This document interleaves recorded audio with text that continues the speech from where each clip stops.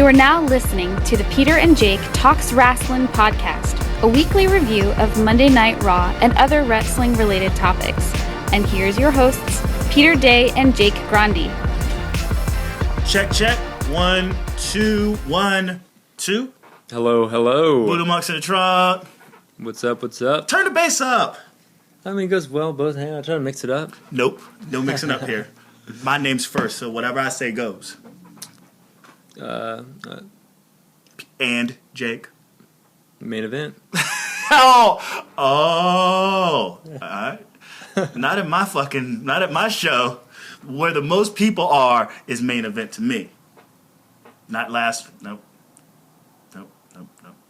So how you doing, Jake? I'm doing great. What the fuck episode is this? It's like, I want to say 58, 59, if not 60. Dude, I think we guessed so badly last time. Yeah. I try not to even guess anymore because like how bad we've I know. done. Yeah, we're like in the 70s. All right? 70s. Oh. Yeah, we're in the 70s. I just said Goddamn it. 59. So yeah. So you're gonna take a. Your guess is what? Well, now that I know what it's saying, I want to say 73. 73? No, we're like 77, dude.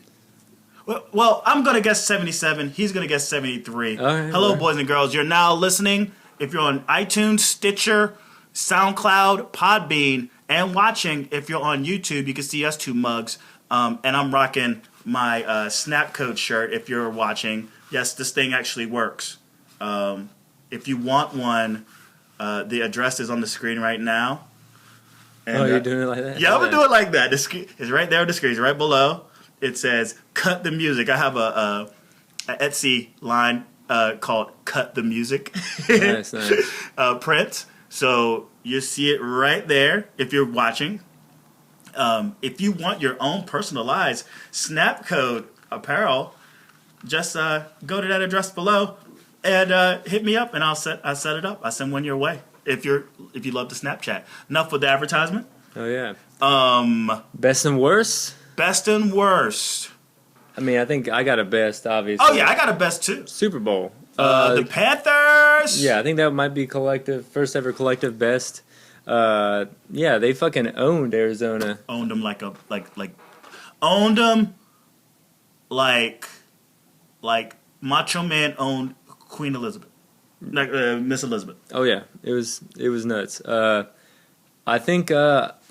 I think we got the Broncos, man. The Broncos are more of a. That defense is amazing, and they're gonna come full force. They're gonna come like a bunch of fucking crazy hyenas on that O-line. And we have a great O-line. If we have to control the ball, that simple. If we can maintain the ball on drives, because we're gonna go in, we score so early, right? And I'm like, no, we don't need to give these son of bitches a break. We need to maintain the ball the whole time. Don't let Peyton Manning on the field and wear out the defense. Wear out fucking where. Wear out where. And I guarantee you, ground and pound them. Keep running that fucker on them. We don't got to go to Olsen so much. I mean, it's not like their secondary is that great. But if we just maintain the ball and wear out their defense, I think we're going to do just fine. I hope so. I don't even have it worse. I'm just stoked on the Panthers. I mean, my best two is that I got my print stuff ready. Yeah, that's definitely a best two. But I would say, do I have a worst? I would say my worst is that I'm broke. Like, this sucks. Like, it's the end of the month. And even though I got like some little hustles outside of this Snapcode stuff, I had to invest a lot of money, and right now I'm just like, oh my God, I hope to God I can make rent this week. I mean, I'm broke. Damn. I'm broke. Snow messed you up. So the snow is my worst, definitely. Yeah, see, that happened last week. You were already saying that, and now. Yeah, we're, so we got not only dual best. Dual worst. Snow fucked me up too, actually. I'm getting by, but I'm not, I don't got the money I have usually leaving the weekend. Yeah, even if it's like, $300, $400, it's like, that's a hit, man. Oh, hell yeah. That's a fucking hit. It's a good thing that I'm in a hole at my other job. that I can at least get that. Yeah, hell yeah. You know, like to sort of balance a little bit out. That I mean, I should already have it the fuck anyway, but nevertheless, it takes up a lot of the thing. So dual best and worst. Nice. And so let's talk some wrestling, man. Hell yeah. You got some notes? Because this son of a bitch, I keep bitching at him about like the paper. You hear all this? You're watching, you see me fucking gank his paper. And now here, you can hear it on the microphone.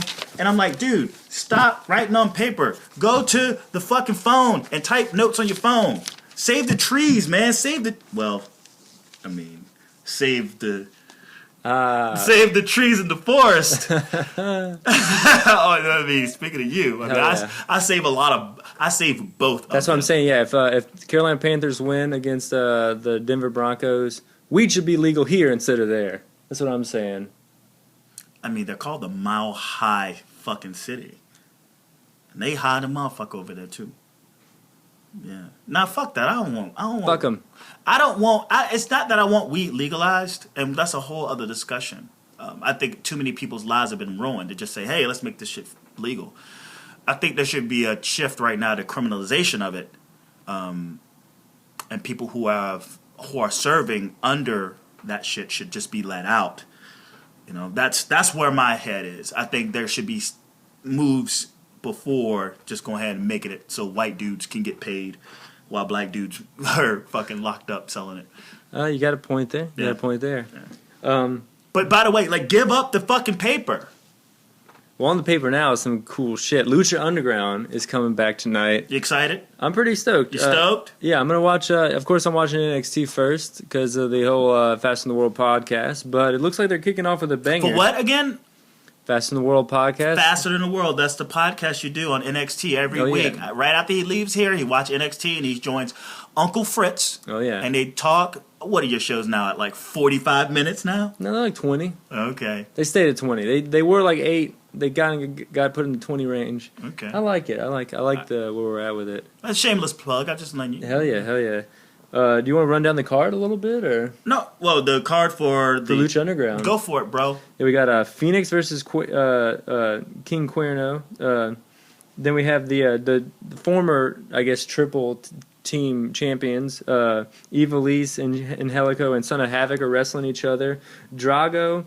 They're wrestling each other? Yeah. Just sort of like fill each other out as a tag team? I guess so. I'm not. Yeah, and then we have Drago. Famous B, a.k.a. B-Boy for the PWG fans, and I guess a new guy. I'm not really sure. Bengales? Oh, that's the Tiger Mask. Oh, word. Okay, cool. Yeah, versus Brian Cage. I mean, he's not Tiger Mask. He wears a tiger mask. Yeah, the white tiger mask. And then Cortez Carino and Casero? I'm not sure. They're all out there. Next time, practice on those, right? Before you start talking. I got you. Yeah, you know. For sure. I'm not as excited about the matches. I mean, matches are a thing. What makes Lucha Underground so great is that it has this great storyline. I'm curious about the manager. What is his name? The main guy. Yeah, the overseer. Because they shut it down, and then he left with the Asian chick with. Fucking, who I'm guessing is fucking, what the hell is it? Mustache. He was on the first NXT when they fuck is his name? He's like that Cottonwood, Eli Cottonwood. Yeah. I'm thinking that's the Beast. You know, I put it out there. That's my prediction. That's who the Beast is. That's been in the cell. So I want to know what that storyline is. I want to know how. Rey Mysterio sort of moves in. The champions are the champions of darkness, basically. Mortez, and then the trio's champions are the three. I guess what are they called? They look like putties from the Power Rangers. Basically, I mean they're. I'm gonna just call them the Dead Three. Yeah. They are the champions, and they shut down the temple. I'm curious about how they open up the temple. How fucking I want to say. Whatever the fuck his name is. I wonder how that story continues, and the involvement also of Rey Mysterio, how he goes in. Joey Ryan actually joins Lucha Underground as well. I got news on that. He has a pretty cool. He's getting a lot of heat over his penis. Yeah, the dick grab thing. Yeah, the penis flex. And even when I saw ads for him coming, he has a pretty cool. He's sucking on a lollipop, and he's kind of like, and it says Joey Ryan is gonna sleaze up the place, and I'm like, I only hope that him and Pepinella have some sort of feud. That would be either tag team or feud. That would be awesome. That would be badass. So a lot of storylines going on because everything left. The Moth had what's the chick with the butterfly wings on her face? A Sexy Star. Sexy Star. He captured her. Like if you remember when it ended, all these fucking things went down, and that was one of them. The Moth and Sexy Star storyline. I think Drago and your Aerostar, they sort of kissed and flew off together. So maybe there's an alliance there because they would put in that, what, 6. Best of 7, right? Yeah, putting that thing. So I'm curious about that. Yeah, and so I'm stoked. Yeah. It's pretty interesting. I'm glad it's competing with NXT like we already talked about.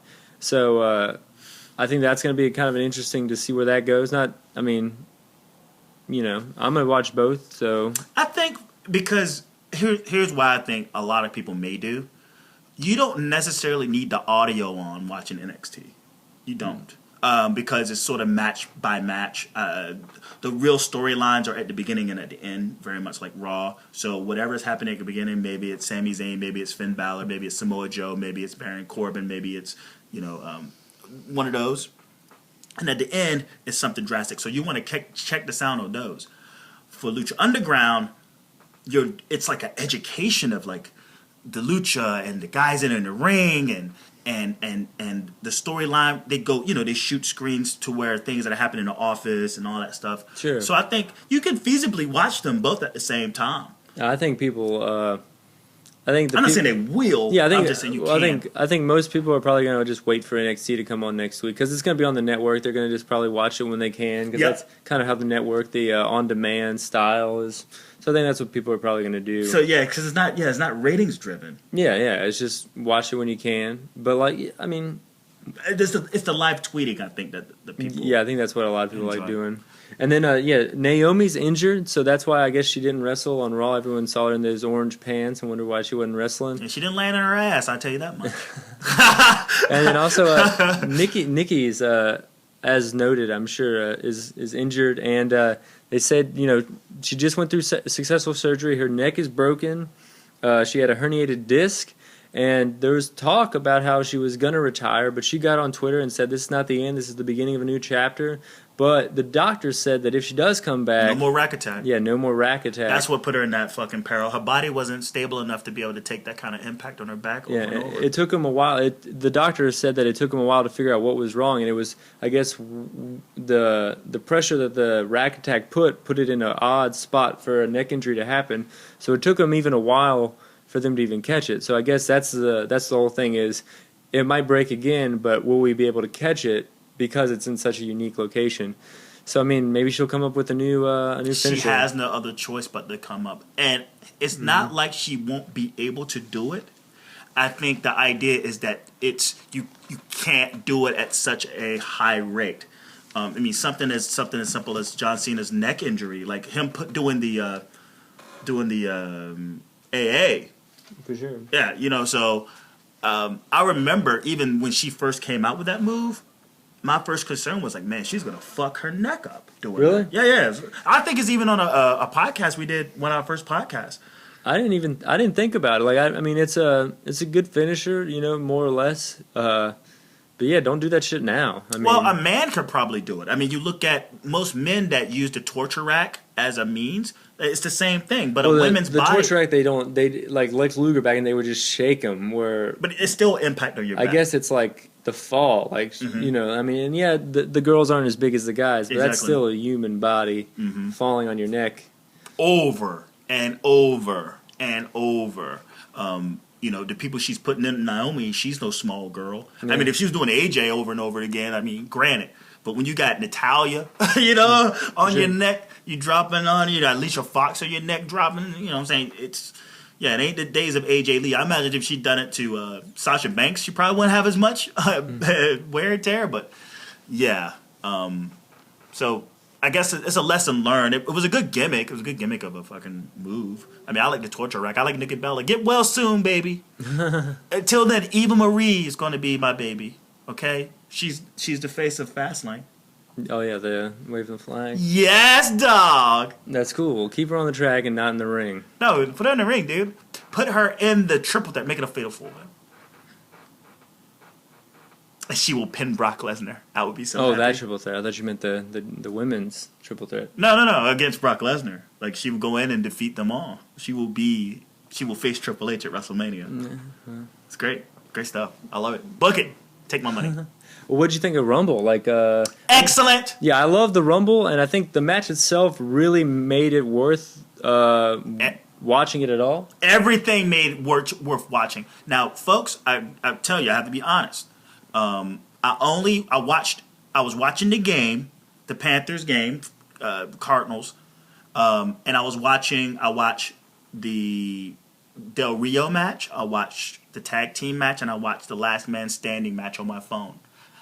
Between, I guess, the fourth quarter where the Divas match came on, I walked here and was trying to set up to record my live reaction for the Rumble. So I completely missed the Divas match. I know the outcome, but I just wanted to put that out there so it don't seem, because we're not going to necessarily go into match per match. No, I thought, the undercard was what it was. I really liked it was a Last Man Standing match or a hardcore match? It's Last Man Standing. Yeah, where Kevin Owens did the big double table bump, or Dean pushed Kevin Owens to do the double table bump. That was a great finish, and I think that was a good way to kick off the show. I feel like starting out with that. I was watching on my phone, and you know how I just tune out when Dean Ambrose is on the television? I was intrigued. I'm sitting in Gray's, right? At Gray's Tavern, going, oh shit! Oh shit! Oh! Like I was like, my God, and maybe the fault of WWE in booking Dean Ambrose and booking Kevin Owens and booking Dean Ambrose and Kevin Owens is that, like, those guys come alive in the big matches, and that's what this was, because it was basically the same match they did it wasn't a match, it was post defense on SmackDown that ended in a double count out, and they both went into like a hardcore shit, right? But it was just something about it that was it just worked. And I was like, I hate you, Dean Ambrose, but you know what? You were all right here, buddy. and Owens too. I mean, he's a big match guy. He performs better. Chinlock City on Raw, Chinlock City on SmackDown. When it comes to the pay-per-views, it's fucking balls to the wall action. I think that's great. Hell yeah. And I picked Kevin Owens. Peter picked Dean Ambrose, for those who keep track at home. So Ambrose Peter got one right there. Mm-hmm. So there you go. Actually, Peter, yeah, we'll get to it. I need to tally that. And then we went on to what was it after? It was the tag team match. Well, we just go. If it's a tag match. Well, yeah, I forget which it was, but the New Day defeated the Usos. Great match. It was so amazing. It was so great. Yeah, I can't. I gotta be honest. I watched a lot of wrestling, and I do not remember this match at all. Really, I thought I was watching on they came out with Francesca too. I told you that trombone would come back, and it's on a T-shirt, man. There's no way they can go without that fucking thing. And it ended. It ended with the. Oh yeah, I remember this match now that I'm looking back. Jey Uso jumped off the top. Big E caught him. Yes. And that was definitely. That was fucking awesome. It was badass. Great ending. I mean, everyone worked their ass off. Yeah. That was an exciting match. Hell yeah. Exciting match. And then the big U.S. title match. They're playing hot potato with it, but I thought it was good that Kalisto won it. Lame. You thought it was lame? Yeah. I'm like, well, I don't get it. Why did they take it off of him? Yeah, why did they take him in the first place? I guess they wanted to have the big ratings boost on Raw, and then they wanted to have the undercard mean something. No, Jake, you're wrong. It's because they didn't know what the fuck they wanted. That's why they did that. They had no idea what the fuck they wanted. They wanted to do this. They wanted to do that. They made an executive decision, and then they went back on their executive decision. There's no way I can sit back and go, there's no, and say, oh yeah, this was like in the formula. No. They had no clue what they wanted to do. So they just said, okay, We'll just put the fucking belt. I don't trust this. I don't trust this reign. I don't trust it at all. I felt like they still. I don't trust it. I don't trust Kalisto with the belt, but having his belt. I don't think they were going to do anything. Oh well. Or they would never took it off him in the first place. You might have a He's point a there. placeholder until they get it back on to, like, I don't know, somebody else. They don't fully trust Kalisto. I think you might be right. Then we had Charlotte versus Becky. I thought this match was really good. Ric Flair kissed Becky Lynch. How do you feel about that? I mean, he says it in the tagline, "Kiss stealing." So he was out there. So yeah, he's gonna steal some kisses. You know what's been the W in IWC has been White Knight. Been stand for White Knight. You know what I mean by White Knight, right? People who are like dudes who are like, oh, that's sexual assault. Oh yeah, soapboxing it. Yeah. Yeah, like, and I've been waiting to actually talk about this, and I'm not going to do a rant. I just want to say this. Yeah, let's hear it. Feminism and all that shit doesn't really fit within the realm of professional wrestling. It just doesn't. When you're dealing with like chauvinism, sexism, the same shit with The Rock, that got a lot of fucking heat. The way he talked to Lana. Oh. Chauvinism, sexism, homophobia, that happened in Raw too. All these things, they're plot devices. They're not a promotion of the actual thing. So R-Truth in the locker room is talking to Goldust like, dude, I'm a married man, whatever floats your boat. It's not homophobic.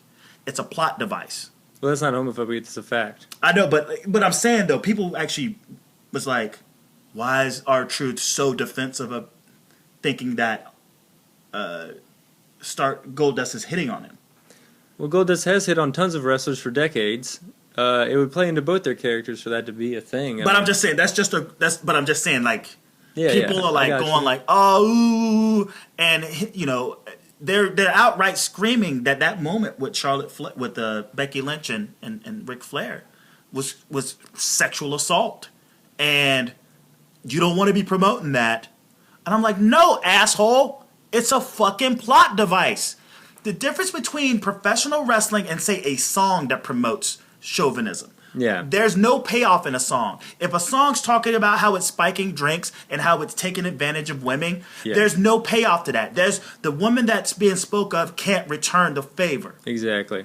When you're talking in television and say even just dialogue and books, someone who's a chauvinist, someone who's a sexist, someone who's a racist is a plot device. We know who the villain is. We know who to boo. We know why we're booing these people, because you know what? They're racist, they're chauvinists, they're sexist.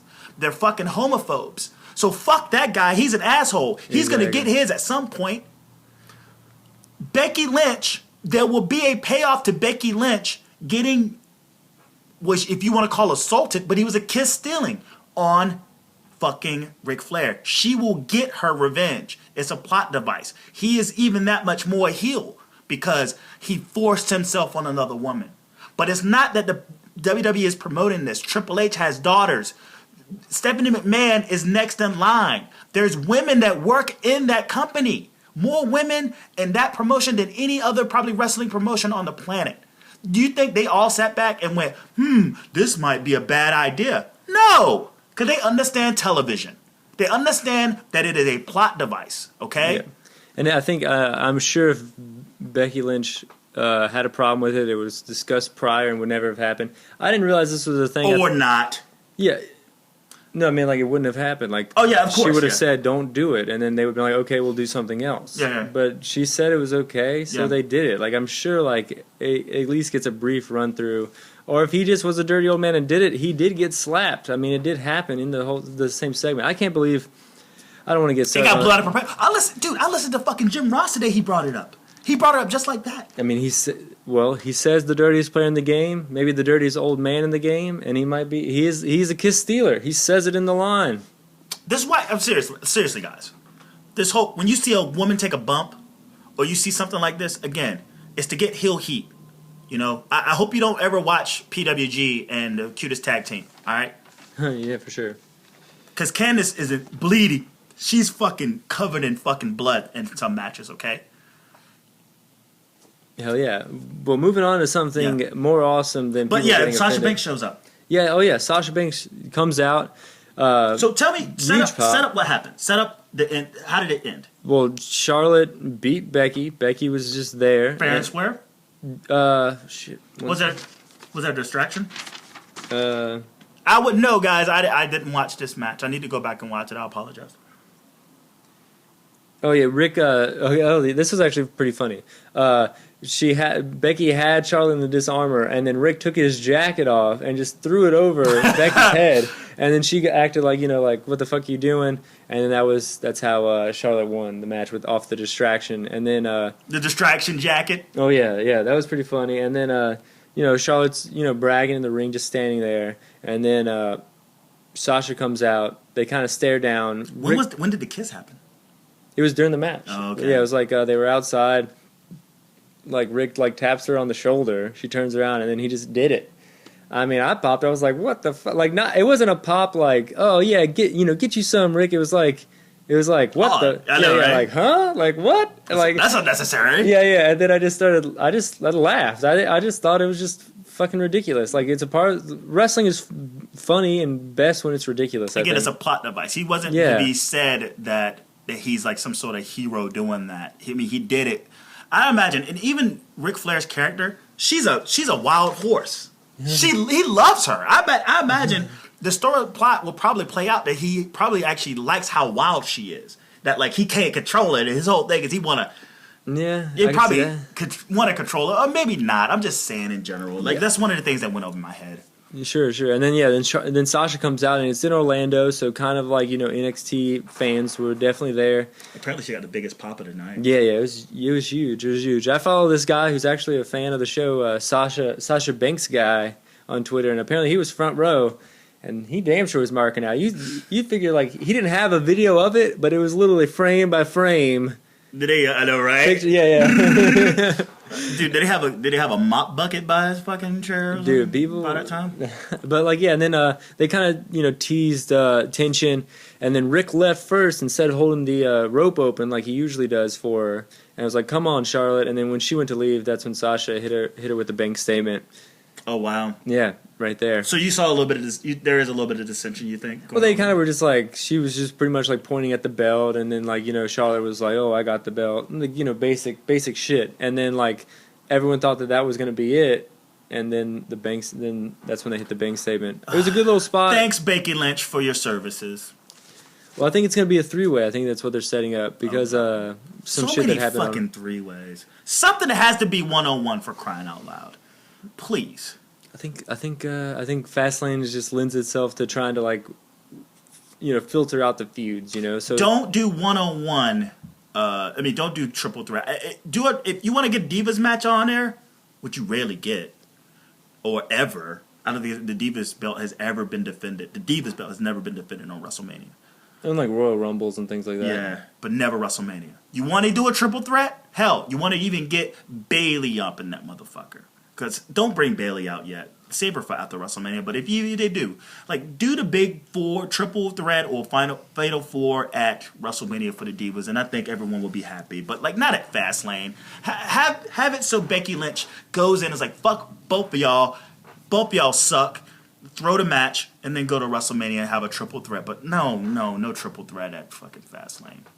I'll pull my hair out. Well, shit, man. Good thing you don't got a lot up there. Yeah. Going on to the Rumble match, Roman Reigns came out. And that's the undercard? We did the undercard? Yeah, it was that quick. Oh, okay. Well, there was a kickoff show where... Oh, never mind. Yeah, Mark Henry. Oh, yeah. Mark Henry and Swagger won, which is who I picked, and he picked Darren Young and Damian Sandow. Oh, yeah, they wanted to get... But wasn't Damian Sandow in the Rumble? No, he wasn't in it. I watched highlights, and I didn't see that team once in the highlights. Okay. The only thing I know was Darren Young was supporting brand new Heart Foundation pink tights on the outside, and I just saw that through Yeah. Well, they missed their opportunity. It would have been cool to have them out there. I would say this because the Rumble itself, both Mark Henry and Jack Swagger were treated like fucking geeks. We'll get there. Yeah, Roman and Rusev started off. I got that right, son. Yeah, I think Rusev, and then I think Rusev really got played here a little bit because everyone kind of already knows if you've been living under a rock, then AJ Styles comes out third after Rusev already gets thrown out. Mm-hmm. And I'm thinking to build the suspense, why not have, since you already have Roman and AJ come do a one-on-one anyways. Rusev is a big guy. Like Rusev is, I would say one of your top heels. Why not have him come out third and then keep him around a little bit instead of having him thrown out right away? Because fuck Rusev. He's nothing. I mean, he's nothing but advancement. I mean, at this point in time, it's not like it's not like we take this guy seriously right now. He's not. He's the third. He's the third on his fuking faction. You're right, but I think it's a shame because I think clear it out. In the ring and on the mic, he is other than like maybe a Del Rio, he's one of the best all around heels you have in the company right now. But he's third on the he's not even top of his I know thing. Shame. I see what you're saying, but I think the moment, because here's the thing, if Rusev would have been in there, I think him going second. Okay, let's just say him going second. AJ Styles needed a moment, and the top dog needed to see him. They had to have their moment.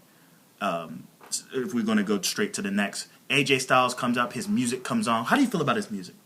I think it's cool, man. I think he's like, from Georgia, got his name kind of wrestling in Tennessee and wrestling in Florida and stuff, and it's got a kind of like a southern style to it. Well, it has like it's more or less bluesy gospel. Yeah. It's like the Hammond organ. Yeah. I was like, ooh, that's sinister. Yeah. I'm not a big fan of the rap, but like for AJ, I think it works. Yeah. People was like, well, why is he coming out to hip hop music? It's like, well, look, just listen. And gunshots too, by the way. Oh, I didn't notice that. Go back and watch it. Or even Monday when he came out, it's like and then you hear this flash, and then you hear a gunshot. So that's maybe foreshadowing a little bit. Club. Yeah, well, he's able to point the finger. They allowed him to point the fingers. Yeah, and they're allowing him to do other things as well. We'll probably get to on maybe some other future podcasts. And he was able to he walked in.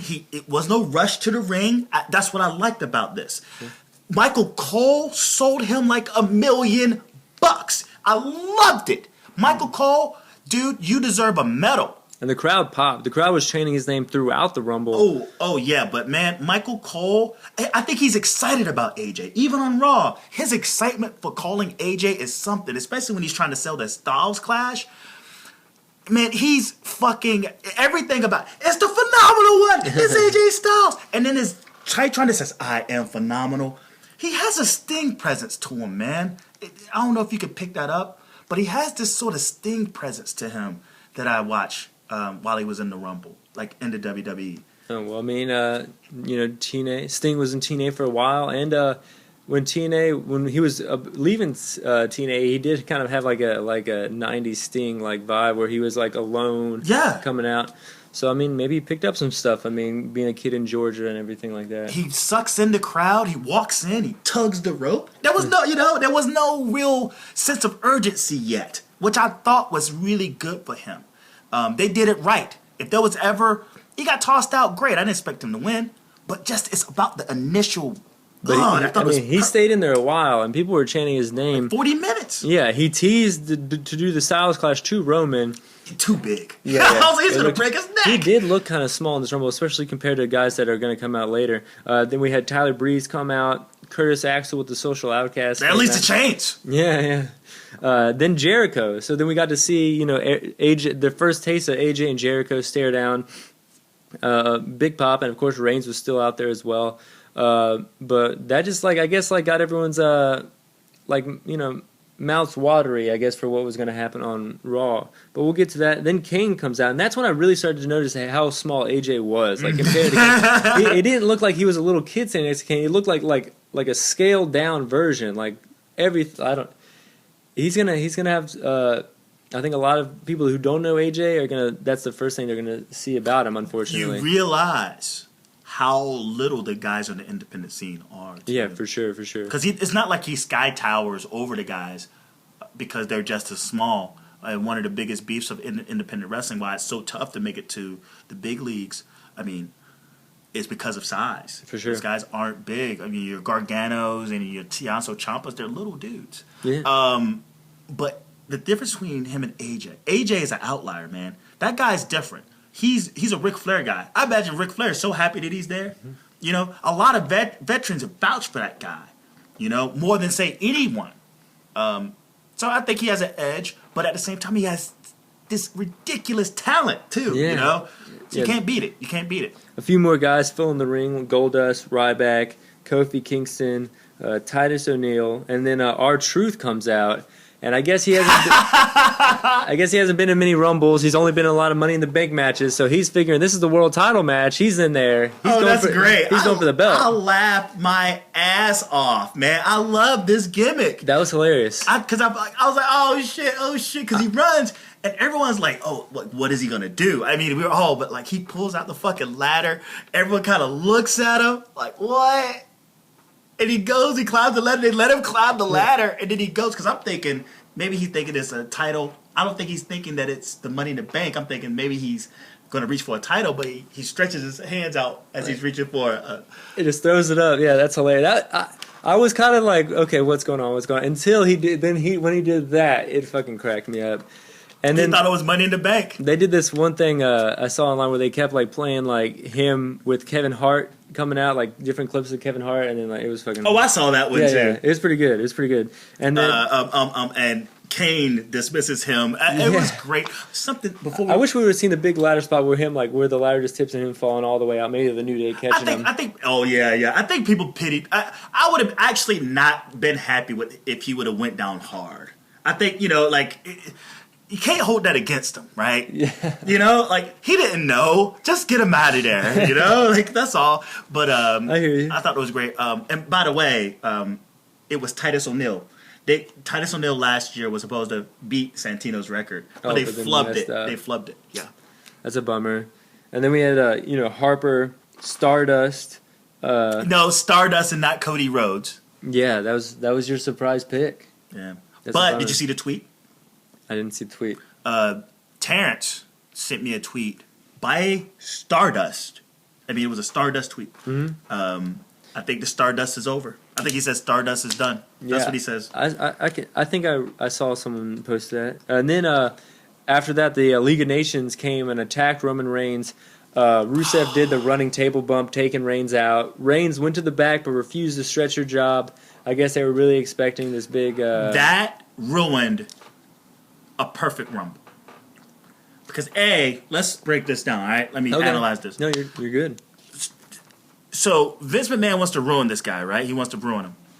So rather than, you would think they would go in and toss him out, right? They're like, no, we're just going to pull him out from under the ring, beat him up, and then have him walk to the back and take a 30-minute break.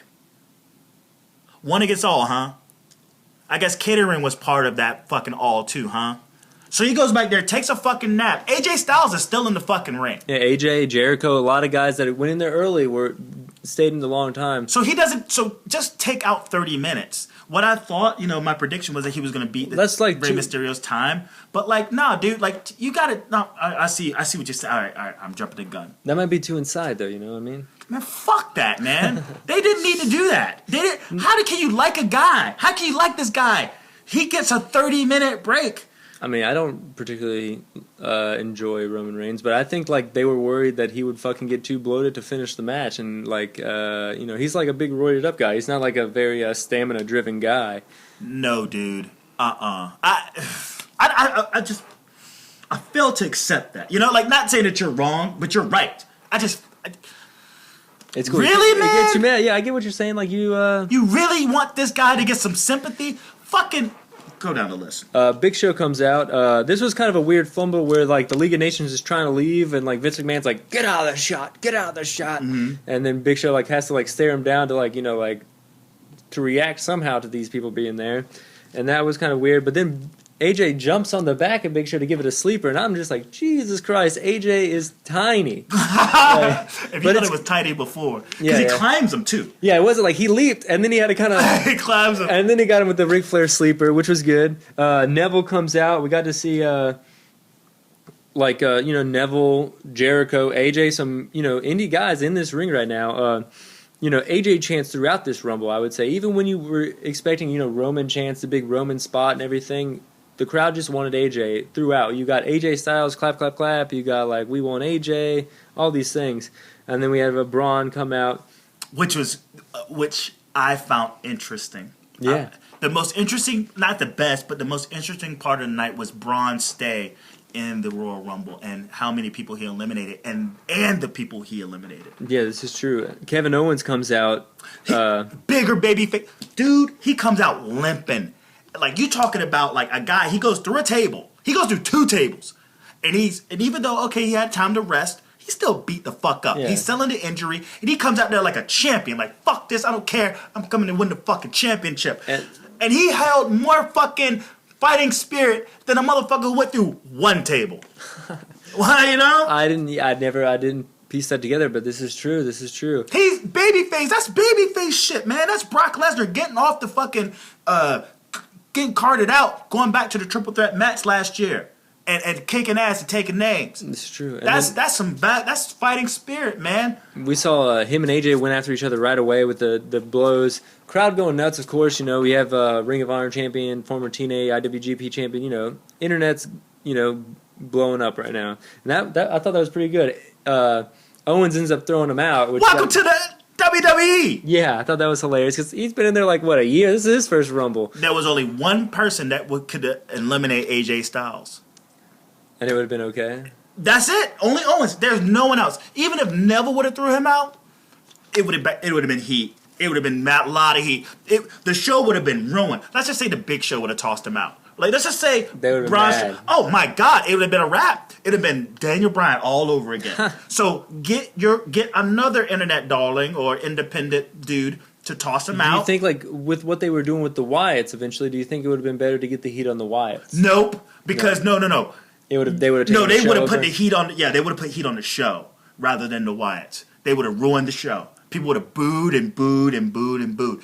Kevin threw him out. They're like, oh, okay, whatever. Yeah.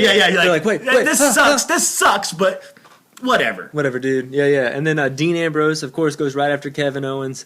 That was a good spot. And then Sami Zayn. So Kevin Owens really can't catch a break. I know, right? Yeah, and then Zayn ends up throwing Kevin Owens out, which is pretty awesome. It was, started in PWG, went to Ring of Honor, went to NXT, and now it looks like it's spilling over into, like, the WWE main roster Royal Rumble shit. I can see that being a big match. It's almost like what Tyler Black and what was Dean Ambrose's name before? Docs. Oh, I'm not sure. Mox, but this Moxie. I would say this was Sami Zayn when he was El Generico versus Kevin Owens when he was Kevin Steen, won Wrestling Observer Feud of the Year. Mm-hmm. It's hard. This is like a if you can say award-winning type thing here. But they haven't had the big spot yet. Yeah, and I think it's going to happen at WrestleMania weekend, but I think it's going to happen for that big NXT show. I think that's what they're going to do to pull. He showed up to a NXT tape. He did. Yeah, just kind of rolled up on him like, "Yeah, bitch, welcome back." I'm still. I think that's what's going to happen. I think it might be too big for just a regular NXT takeover. I think it needs to be like a Mania weekend type show. Sami Zayn has done at NXT. He's stale. He's treading water. I mean, not saying that he's bad. It's just that his time has passed. I think it's just time for him to elevate. I mean, it's probably one of the only people I feel that's like, when I see him in NXT, when I've seen him the last 2 weeks, I just go like, because he's already won the belt. This is not. And I remember a I think about a few, like maybe like 6, 7, maybe 10 years ago, a South Carolina fan, a basketball fan, was telling me that he was bragging that they were the only ones ever to win the NIT twice. Yep. So that's kind of what Sami Zayn's going to win the title twice. NXT. That's kind of like he needs to get out of there. That's more of a backhanded compliment than anything else. And I think bringing him up, you already got that the known feud right there with Kevin Owens that people are already going to. Well, we've already tasted the cake, man. We tasted the cake when he came out against John Cena. We tasted the cake. Yeah. Don't we? You know what I'm saying? Don't give us some fucking vanilla wafer after we done tasted the cake. Like, go ahead. We already tasted the blood. And him going back to NXT, I mean, when Kevin Owens did it, it was a storyline attached because he was an NXT champion. Yeah. So he was able to go back and forth. with Sami Zayn, it was like, okay, he came out, he got the rub from fucking Bret Hart. So it's like the planets align. It's time to bring him up. It's too congested down there too. You know, the same reason why AJ Styles just came up to the main roster. I mean, you got Samoa Joe, Baron Corbin, you got Finn Balor, Cruz. You got, dude, it's too congested at the top up there. That's true. There's no room for Styles, and even for Zayn right now. Like, I hear what you're saying. Yeah, so his time is up there. But before we move forward, the interesting thing about Braun, because he eliminated a bunch of motherfuckers. Yeah, Rowan came out, and then that's when the Wyatt family really just started eliminating. But it was everybody. mostly Braun though, and Braun tossed out last year. You remember what happened last year? Big Show and Kane were just taking motherfuckers out left and right, easy. Braun took both of them out. Like, see ya, boom. So in my eyes, it was like, wow, that's a changing of the guard there. Like the new big dog, the new Clear House guy.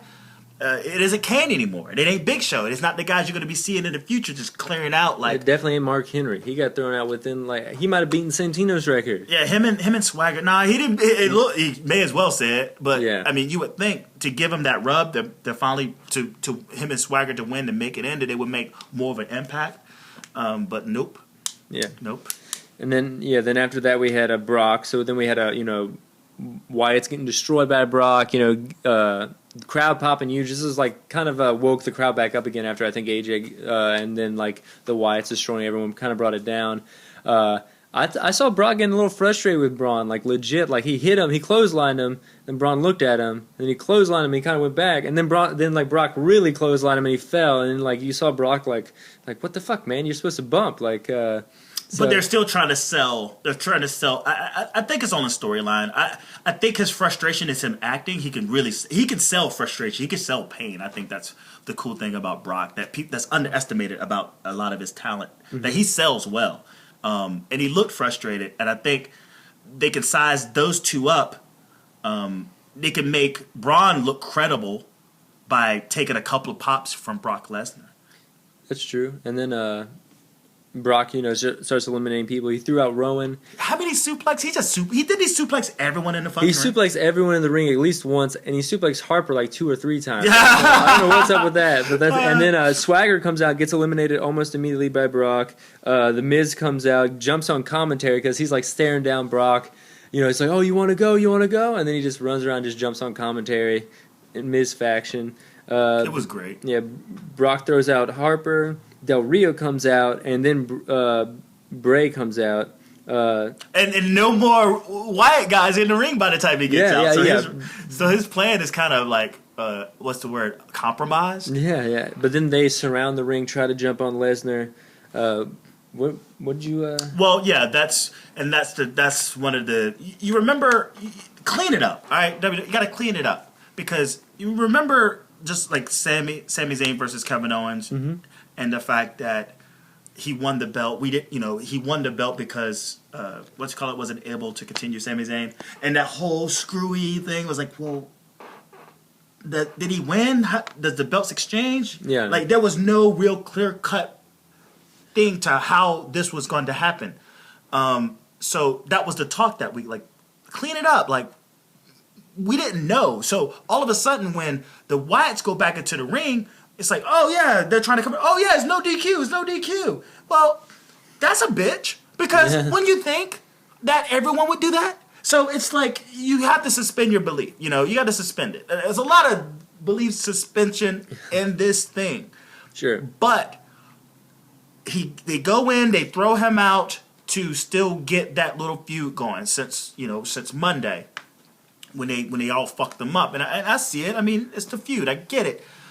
I was upset that he didn't make much of a fuss about being getting eliminated. Yeah. But he was blown up though.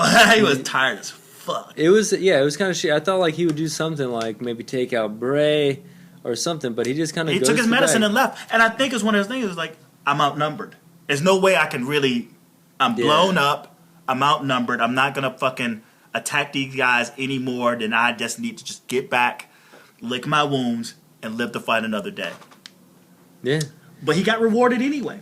So yeah, Ziggler and exactly. Ziggler and Sheamus come out at 28-29. Not much going on there. Superman punch, to Reigns, throws out the Miz, throws out Del Rio, so we get to see Reigns coming back. It's supposed to be. And Reigns comes the fuck back. Yeah, it's supposed to be a big reaction. No Brock Lesnar, no Roman Reigns in the same ring.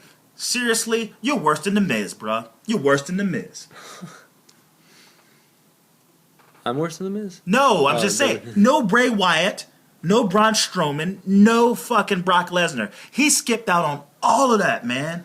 This is true. Yeah, he did skip a lot. Then 30, Peter predicted it.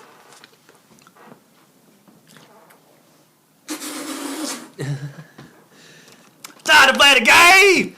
Came out, Triple H, pedigreed Ziggler right off the bat, Yeah, get him the fuck out of there. Yeah, and then, plus, I didn't think Ziggler was going to even be in the Royal Rumble, but he got treated like a bag of fucking donuts. Yeah, Triple H threw out Ziggler. Sheamus and Triple H throw out Bray. Ambrose throws out Jericho. Superman punch to Sheamus. Sheamus gets eliminated. So then it's Triple H. While that's going down, Triple H just tosses out Reigns. Like when Reigns was distracted by throwing out Sheamus. Triple H is there celebrating, but then they look. A huge pop. Dean Ambrose is the only one in the ring. This was pretty big I think they expected this to not be as good. I love how he told him to suck it too when he threw out Reigns. Yeah.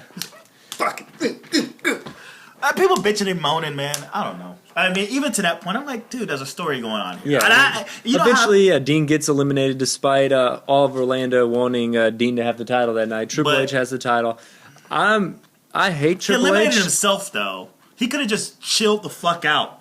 Well, he's a lunatic, man. I know, right? He keeps playing himself like a fucking idiot. That's why it's hard to get behind That spot was kind of bullshit because, you saw Dean run at him, and you could have seen that old school spot where the veteran just pulls down the rope, which I thought would have been good because that shows that Triple H is a veteran, shows that Dean is a lunatic. Kind of help out each other's drive. He's the grasshopper. Yeah. Then Triple H, he wins. I'm not a big Triple H fan by any means at all, but this. Yeah, your boy won.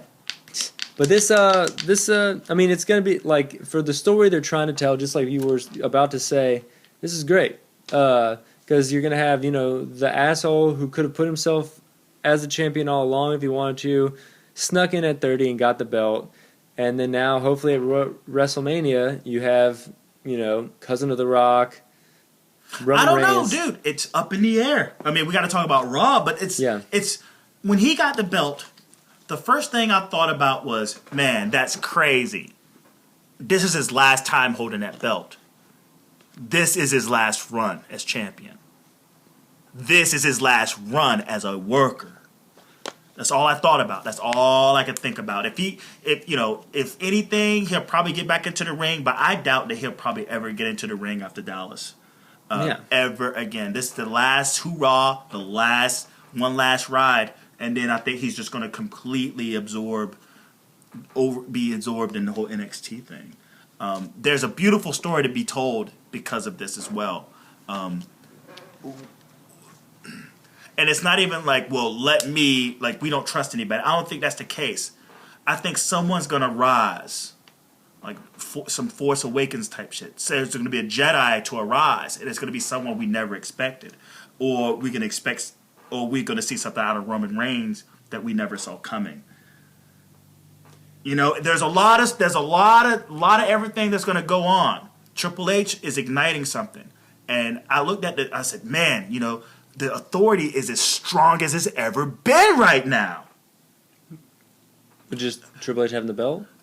Vince McMahon is active again. Yeah. Stephanie McMahon has both men back of her life.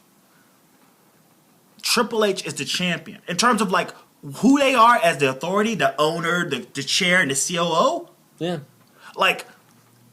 And the COO is champion. They kind of really cut down the fat. And I think that's the one person that everyone who hates Roman Reigns will then cheer for Roman Reigns. You know what I mean? Maybe. No, I think there's very few people. I think Miz, and I think Sheamus, and I think Triple H. He was a punk pussy. I'm sorry. There's no sympathy on Reigns. You're not gonna cheer Reigns. I'm just saying I get what you're saying, but I think the general consistency is Reigns sucks, but Triple H is worse. As far as internet smarks, I think that's how it is. And they don't want they want their guy to be pushed, and they don't want these, I guess, like smart asses to ruin it. So that's one way to make it make sense in storyline, and everyone's going to cheer for Reigns. I don't think very many people, other than like people that want to remember the Attitude Era and stuff, I think it's going to play out the way they want it to. And I think this is a way that they can reinsure it. Triple H is not a bad champion. He's an old guy. And that's what you're trying to express. The youth movement. That's like, why can't we just move towards a new young champion that's actually worthy of the championship? Did you see that like funny meme or funny like picture where it was like, you know how Triple H always like shakes the hand of the champion? He's shaking his own hand. Yeah, it was him shaking his own. Yeah, I thought it was fucking hilarious. It won the internet. It was pretty cool. It caught me off guard. I was like, how the fuck did they do that? Like, that was pretty creepy. It was really creepy. I mean, I think it was like a cardboard cutout. I don't think that was like. I don't. I don't think the WWE didn't do it. I think. I think someone photoshopped like a champion.